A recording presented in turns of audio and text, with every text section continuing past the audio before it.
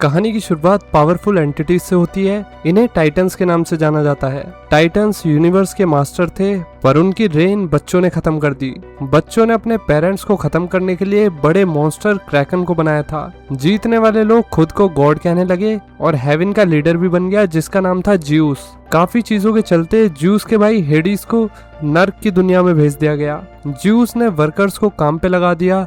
उसने अपनी मूर्तियां बनवाई ताकि लोग बाग ज्यूस की पूजा करें और गॉड्स पावरफुल हो जाए। इंसान खुद के बनाए गॉड पर शक करने लगा। इसके बाद ओशन में एक आदमी को कॉफिन मिलता है। आदमी ने कॉफिन उठाकर शिप पर रख लिया। आदमी ने कॉफिन खोला तो उसमें एक लेडी और न्यूबॉर्न बेबी था। कमाल की बात तो यह है कि बच्चा अब तक जिंदा था। आदमी ने फिर बच्चे को अपने पास रख लिया और उसे अपने बेटे की तरह पाला।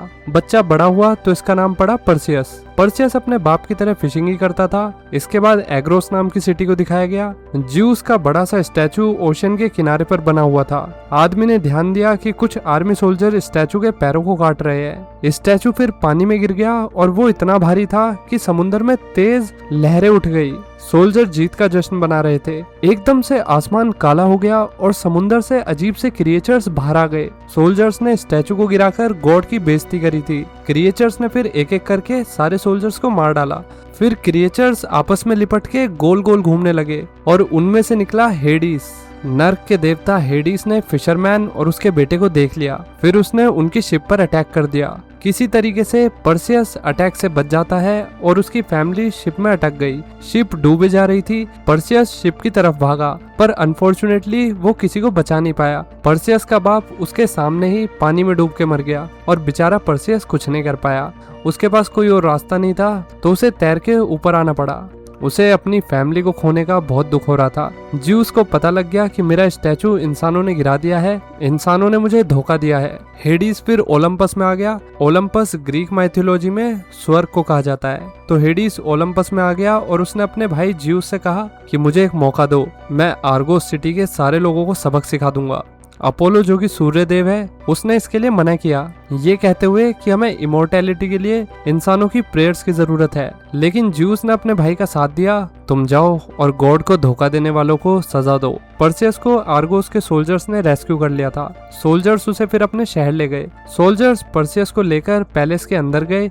सोल्जर्स ने किंग कैफियस को बता दिया कि हमारा गॉड के अगेंस्ट वाला मिशन कामयाब हो गया है। हाँ, थोड़ी दिक्कत आई पर हम जीत गए हैं। राज्य में जीत का जश्न मनाया जा रहा था। किंग ने सबसे कहा कि अब से गॉड हमारी डेस्टिनी तय नहीं करेंगे, हम खुद ही अपनी किस्मत लिखने के लिए काफी है।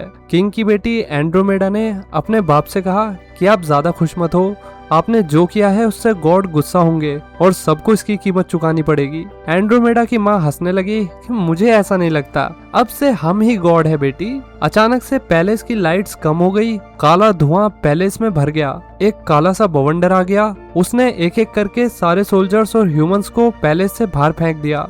पर्सियस पता नहीं कैसे ब्लैक बवंडर से बच गया। ये और कोई नहीं बल्कि हेडिस ही था। हेडिस पर्सियस की एबिलिटी देख के शॉक हो गया। तुम हर बार मुझसे कैसे बच जाते हो? हेडिस ने फिर अपना ध्यान आर्गोस की क्वीन की तरफ कर लिया। हेडिस उड़ के क्वीन के पास गया और हेडिस ने सेकंड से पहले लेडी को लाश में बदल दिया। तुम्हें भगवान बनना था ना। हेडिस ने फिर आर्गोस के लोगों से वादा किया कि मैं अगले 10 दिन में इस शहर को बर्बाद कर दूंगा। सूर्य ग्रहण तक सब कुछ खत्म हो जाएगा। अगर तुम्हें बचना है तो अपनी प्रिंसेस एंड्रोमेडा को मेरे मॉन्स्टर क्रैकन के पास भेज देना बलि के तौर पर। हेडिस ने जाने से पहले जानबूझ के सबके सामने एक सच बता दिया, ये लौंडा पर्सियस ज्यूस का बेटा है, यही आने वाली सारी मुसीबतों की वजह होगा। सोल्जर्स ने फिर पर्सियस को पकड़ लिया। लीडर ड्रैको ने पर्सियस को मारा, उसे फोर्स किया कि हमें बताओ कि इस कर्ज से हम कैसे बच सकते हैं। लेकिन पर्सियस को सच में कुछ नहीं पता था। पर्सियस भी उतना ही सब चीज से अनजान था जितने बाकी लोग। फिर पर्सियस से मिलने एक लेडी आती है। मुझे तुम्हारे पास्ट के बारे में सब कुछ पता है, तुम डेमीगॉड हो, यानी कि आधे इंसान और आधे देवता। तुम्हारे जन्म से पहले किंग एक्रेसियस ने गॉड्स के अगेंस्ट एक लड़ाई करी। वो गॉड के लीडर को माउंट ओलंपस पर सीज करना चाहता था। गुस्से में ज्यूस ने एक्रेसियस से बदला लेने के लिए बहुत बुरा रास्ता चुना। उसने एक्रेसियस की सेना को नहीं मारा। ज्यूस एक्रेसियस का रूप लेकर उसकी बीवी के पास जाके घपाघप करके आ गया। जब एक्रेसियस महल में आया तब तक देर हो चुकी थी। राजा एक्रेसियस ने गुस्से में अपनी बीवी और ज्यूस के न्यूबॉर्न बेबी को मरने के लिए छोड़ दिया। एक्रेसियस परसियस कॉफिन का कुछ करता कि तभी आसमान से बिजली कड़की और राजा एक्रेसियस एक बड़े मॉन्स्टर में बदल गया। तुम डेमीगॉड हो परसियस, एक परफेक्ट आदमी जो क्रैकन को हरा सकता है। अगर हेडिस का मॉन्स्टर क्रैकन मर गया तो हेडिस कमजोर पड़ जाएगा। परसियस के पास अपने परिवार के कातिल से बदला लेने का ये इकलौता मौका था और वो इसे जाने नहीं देगा। परसियस ने फिर सोल्जर्स के साथ टीम ज्वाइन कर ली। लीडर का नाम है ड्रैको। इनका प्लान था स्टीजियन की विचेस को ढूंढना, क्योंकि उन्हें हर चीज की नॉलेज थी। स्टीजियन की विचेस मिल गई तो वो हमें बताएंगी कि क्रैकन को कैसे हरा सकते हैं। हेडिस एक्रेसियस के पास गया। एक्रेसियस इस वक्त शहर के बाहर सीवर में रह रहा था। तुम्हें पता है ज्यूस का बेटा इतने सालों से जिंदा है, ये लो मेरा वेंजेंस वेपन लो। हेडिस ने मुंह से अपनी पावर एक्रेसियस में ट्रांसफर कर दी। मुझसे वादा करो कि तुम ज्यूस के बेटे को मार दोगे।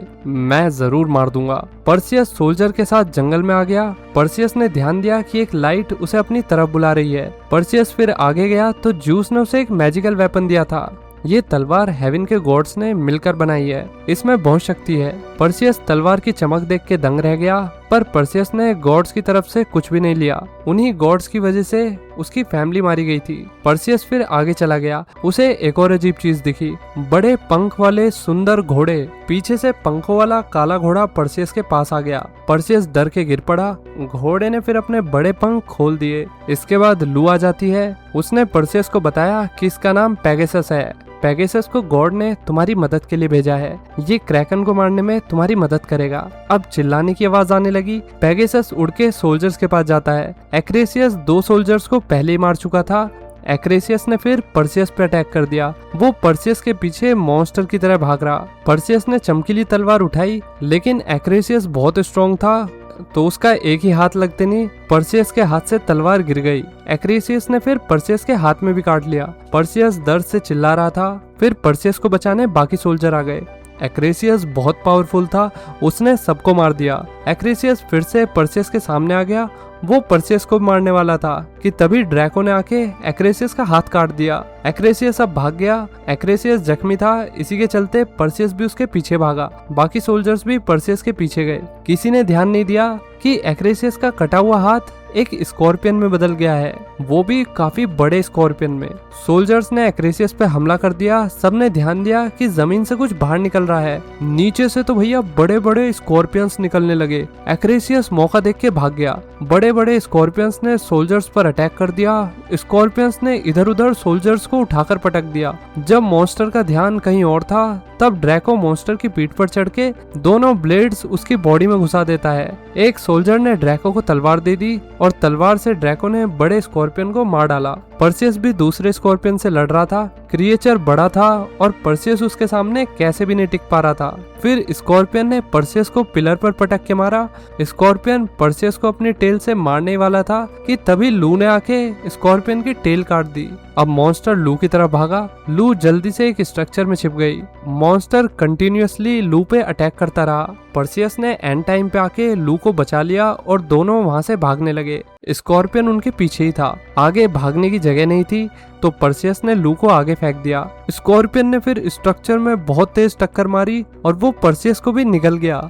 सब शॉक हो गए कि एक मॉन्स्टर डेमीगॉड को खा गया। थोड़ी देर बाद परसियस स्कॉर्पियन के पेट से बाहर निकलता है। अपनी 25 साल पुरानी यादों को ताजा करते हुए उसने मॉन्स्टर को मार दिया। टीम खुश होती कि तभी बाकी सोल्जर्स भागते हुए आए। उन पे स्कॉर्पियंस की फौज ने हमला कर दिया। किसी को भी समझ नहीं आ रहा था कि आगे क्या करे। थोड़ी दूरी से किसी के कुछ बोलने की आवाज आई, तभी सारे स्कॉर्पियंस अपनी जगह पर फ्रीज हो गए। ड्रैको ने इन्हें पहचान लिया। इन लोगों को जिन के नाम से जाना जाता है। ये सब गॉड्स के खिलाफ बहुत पहले से लड़ते आ रहे हैं और अब ये परसियस और उसकी टीम के साथ है। एक स्कॉर्पियन उठ के आगे आने लगा। जिन्स ने उसे कंट्रोल करके अपना ट्रांसपोर्टेशन का जरिया बना लिया। सोल्जर्स ने फिर जिन्स पे भरोसा कर लिया, हम इन्हीं के सहारे सूर्य ग्रहण से पहले इस जगह से निकल सकते हैं। स्कॉर्पियंस का इस्तेमाल करके टीम अब आगे चल पड़ी। रेत में किसी को चलने में कोई दिक्कत नहीं हुई। परसियस और बाकी सब गार्डन ऑफ स्टैगी आ गए। ये डेंजरस विचेस का घर था। ग्रुप पहाड़ों पे चढ़ने लगा। रात होने वाली थी। ग्रुप पीक पे आके सेंटर की तरफ बढ़ता गया। आगे उन्हें 3 हिडियस क्रिएचर्स दिखे। उनकी आईज नहीं थी। विचेस कहरी हमें अपना ज्ञान बांटने की कीमत चुकाओ। तभी विचिज ने ग्रुप पर हमला कर दिया। परसियस को उनकी एक आंख मिल गई। मैं तुम्हारी आंख जला दूंगा। नहीं नहीं रुको, मैं तुम्हें क्रैकन को मारने का तरीका बताती हूँ। क्रैकन को सिर्फ मेडुसा मार सकती है। विचिज ने बताया कि जो भी मेडुसा की आंख में देखेंगे उनके शरीर पत्थर के हो जाएंगे। परसियस ने फिर विचिज की आंख फेंक दी। विचिज कह रही कि इस जर्नी में तुम सब मारे जाओगे, इस बात को ध्यान रखना। मरने की बात सुन के ग्रुप के आधे से ज्यादा लोग तो वापिस ही लौट गए। रह गए थे बस गिनती के सोल्जर्स और जिन्स का कहना ये था कि हमें गॉड से बदला लेना है। उन्होंने हमारे लोगों को डेजर्ट में मरने के लिए छोड़ दिया। परसियस पहाड़ से नीचे आ रहा था। पीछे से एक आदमी ने उसे रोक लिया। ये ज्यूस था, जूस नहीं ज्यूस। ज्यूस ने परसियस को सच बता दिया, तुम क्रैकन को हरा नहीं सकते, ना तुम हेडिस से कभी बदला ले पाओगे। विचिज ने ये बात पहले कंफर्म कर दी थी। ज्यूस ने कहा कि मैं तुम्हें प्रोटेक्शन देना चाहता हूँ ताकि तुम लंबा जियो और मेरे साथ ओलंपस में आकर रहो, यानी कि स्वर्ग। नहीं, मुझे आपकी मदद की कोई जरूरत नहीं है, मैं इंसान बन के मरना पसंद करूंगा। ज्यूस ने अपने बेटे को सोने का एक सिक्का दिया और कहा कि इसे ले जाओ, मेडुसा तक पहुंचने के लिए तुम्हें इस सिक्के की जरूरत पड़ेगी। बहुत चलने के बाद ग्रुप धरती के बीच बने गोले से पे आ गए। सबको डरावनी सी नदी पार करनी थी। ग्रुप ब्रिज से नदी पार करने लगा। एंट्रेंस के लिए परसियस ने अपने बाप का दिया हुआ सिक्का उछाला और सामने से जिन के लीडर ने कुछ मंत्र पढ़ के सिक्के को पानी में डाल दिया। जिन ने फेरी टेल को ब्राइब दी थी कि तुम हमें इस अंडरवर्ल्ड में ले चलो। पानी के अंदर से काफी सारे जाइंट डेड मॉन्स्टर बोट लेकर ग्रुप की तरफ आने लगे। सिनिस्टर ने लोगों का वेलकम किया। परसियस अपने ग्रुप के साथ बोट पे चढ़ गया। सबने एक खतरनाक सी रिवर पार कर ली। परसियस और ग्रुप बड़े पहाड़ों की तरफ जाने लगे। उन्होंने पहाड़ क्रॉस कर लिए। सामने मेडुसा की गुफा थी। इसके अंदर बस आदमी जा सकते थे, इसलिए लू को भारी रुकना पड़ा। सोल्जर अंदर आए तो अंदर लावा था। अनगिनत आदमियों की बॉडी केव के अंदर थी। मेडुसा की पावर से सब पिघल गए थे। ग्रुप को एक लेडी की अजीब सी हंसने की आवाज आती है। मॉन्स्टर हमारे आसपास है। एकदम से चारों डायरेक्शन से तीर आने लगे। कुछ सोल्जर लावा वाले होल में गिर गए। परसियस किसी तरीके से अपने आप को बचाता है और उसने जिन को पकड़ रखा था। बड़ी मुश्किल से उसने जिन को निकाला और वो खुद भी निकला। ड्रैको ने ग्रुप से कहा, मेडुसा और उसकी शक्तियों से बचो। दोनों सोल्जर अपना बेस्ट दे रहे थे, हमें बस मेडुसा मिल जाए। स्टैचू गिरने लगा। परसियस जिन के साथ एरो से बचते हुए भागा। सब छिपे रहना, मैं आगे जाके बलि का बकरा बनता हूँ। मेडुसा ने परसियस का पीछा किया, उसे मारने की कोशिश की। ड्रैको दूर से सब देख रहा था, वो सही मौके का इंतजार कर रहा था। वॉरियर ने मेडुसा को पागल बना के घेर लिया और जिन ने मेडुसा की गर्दन पे अटैक कर दिया, पर मेडुसा बच गई। उसने अपनी टेल में जिन को लपेट लिया। मेडुसा ने फिर जिन को स्टोन में बदलने की कोशिश की, लेकिन ऐसा हुआ नहीं क्योंकि उसकी बॉडी पर तो मांस था ही नहीं। जिन फिर हंसने लगा और उसने खुद को ब्लास्ट कर लिया। धमाके से मेडुसा परसियस के पास जाके पड़ी। मेडुसा रिकवर होती कि उससे पहले ही ड्रैको ने ऊपर वाली दीवार की रॉक को तोड़ दिया। रॉक सीधा मेडुसा के ऊपर जाकर गिरी। मेडुसा की टेल टूट गई थी। मेडुसा को गुस्सा आ गया और उसने ड्रैको को भी पत्थर में बदल दिया।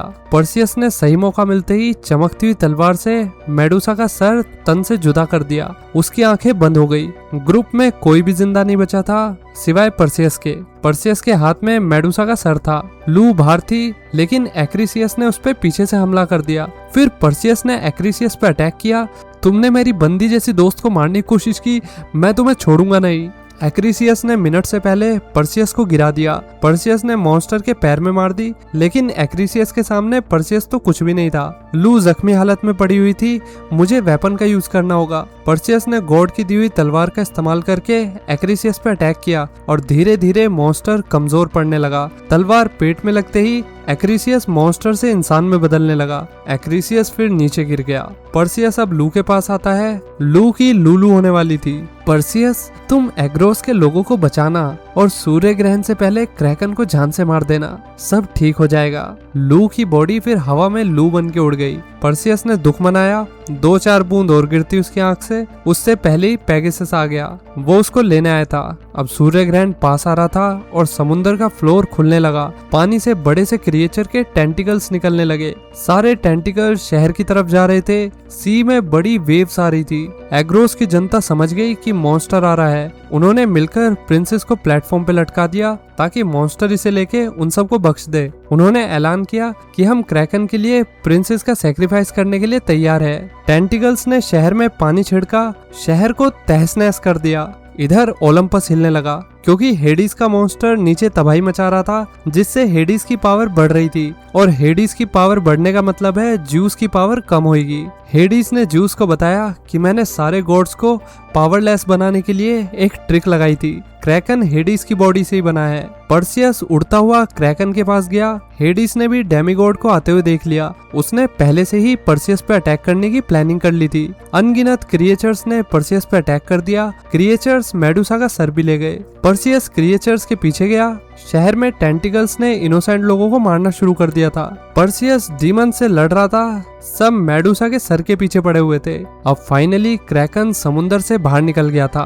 उसने अपना इतना बड़ा रूप दुनिया को दिखा दिया। प्रिंसेस रो रही थी। उसे लग रहा था अब वो नहीं बचेगी। इधर पर्सियस क्रिएचर के पीछे भागता रहा। पर्सियस क्रैकन के हमले से जैसे तैसे बचा था। पर्सियस ने फिर पेगासस को नीचे कर दिया। जल्दी चलो। फाइनली उसने क्रिएचर को पकड़ लिया और दोनों की लैंडिंग बिल्डिंग में हुई। सामने प्रिंसेस बंदी खड़ी थी। क्रैकन पास आ गया। क्रैकन का प्लान प्रिंसेस को निगलने का था। पर्सियस फिर मेडुसा का सर लेकर आगे आया। पर्सियस ने सर बाहर निकाल के रख दिया, जिसके चलते क्रैकन धीरे धीरे स्टोन में बदलने लगा। मॉन्स्टर चिल्ला रहा था। क्रैकन के बड़े बड़े हाथ जम के शहर की बिल्डिंग्स पे गिरने लगे। लोगों में भगदड़ मच गई। प्रिंसेस भी पानी में गिर जाती है। क्रैकन के काफी सारे फ्रोजन पीसेस पानी में आके पड़े। हेडिस फिर पर्सियस के सामने आ गया। मैं तुम्हें छोड़ूंगा नहीं, तुमने मेरे मॉन्स्टर को मार डाला। गुस्से में पर्सियस ने ऊपर की तरफ तलवार कर दी। उसमें पावरफुल बिजली आ गई और फिर उसने वो तलवार हेडिस के ऊपर फेंक के मारी, जिसके चलते हेडिस उड़ता उड़ता वापस अंडरवर्ल्ड में पहुंच गया, यानी कि नर्क में। इसके बाद पर्सियस प्रिंसेस को बचाने के लिए पानी में कूद गया। कहानी की शुरुआत में वो पानी के अंदर अपने मुंह बोले पिता को नहीं बचा पाया था, लेकिन उसने प्रिंसेस को बचा लिया। अब दोनों सेफ थे। एंड्रोमेडा ने पर्सियस से कहा, क्या तुम मेरे पति बनोगे? नहीं बेबी, मैं तुम्हारा पति नहीं बन सकता। I have some commitment issues. इसके बाद प्रिंसेस को एग्रोस छोड़ के पर्सियस ज्यूस के पास गया। ज्यूस नहीं, ज्यूस। ज्यूस ने अपने बेटे को खुश होके एक गिफ्ट दिया। हेवन ने फैसला लिया है कि वे लू को जिंदा कर देंगे। पर्सियस लू से प्यार करता था और लूलू को देखते ही बंदा खुश हो गया। दोनों फिर एक दूसरे को देख के खुश हो रहे थे। इसी के साथ ये कहानी यहीं खत्म हो गई। तो दोस्तों, कैसी लगी ये कहानी? लाइक और कमेंट करके बताइए। चलिए मिलते हैं नेक्स्ट वीडियो में। Till then take care, bye bye. और चैनल पर पहली बार आए हो तो सब्सक्राइब भी कर लो।